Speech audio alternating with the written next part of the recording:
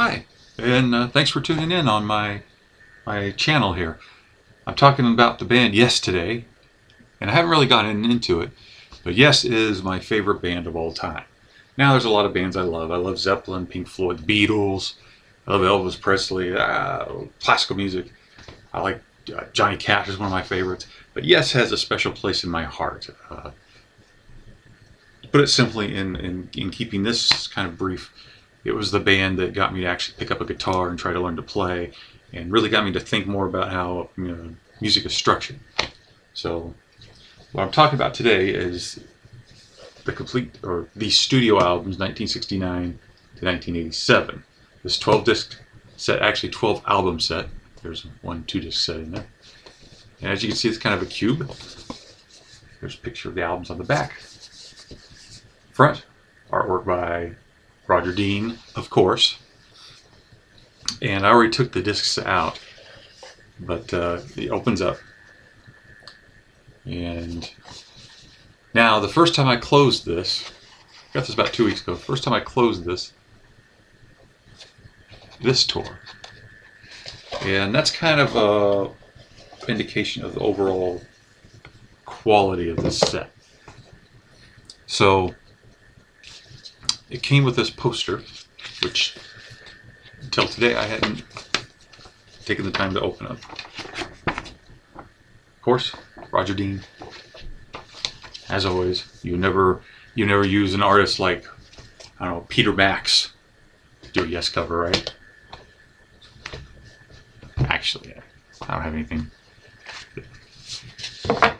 against that particular album. Just all right. So what you get are the discs in little paper sleeves, and they are pretty cheap. Sorry, they're pretty cheap, but they do replicate pretty well the look of the original vinyl LPs. So here we have the original album Yes, and it has the liner notes and a picture of these incredibly young looking guys. And there's one problem almost instantly with these. This isn't too bad. The gatefolds aren't too bad. But when you get into a disc like the wonderful Tornado, it's a really wide gap, and see, the disc just flies right out. So if you buy this set, be careful. These are all the Rhino remasters from early 2000s.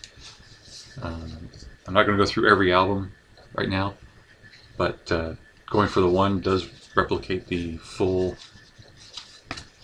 triple gatefold experience. So it includes the Rhino remasters with the bonus tracks. Now on the backs,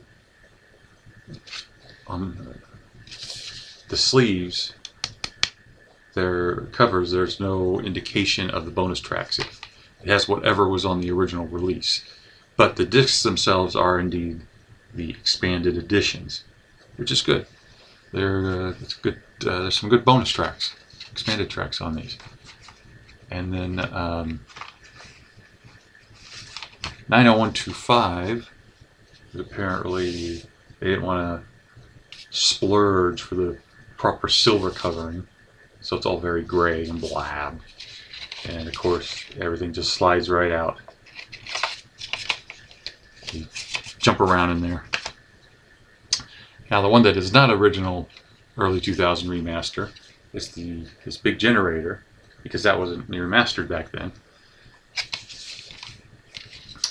What it does feature is the 2009 Japanese remaster, and there you go. And it includes some bonus tracks, which are not very impressive, but that's for another report. So, in my case, I lost all my Yes albums, so I'm starting from scratch. So I think I paid $53 for this set.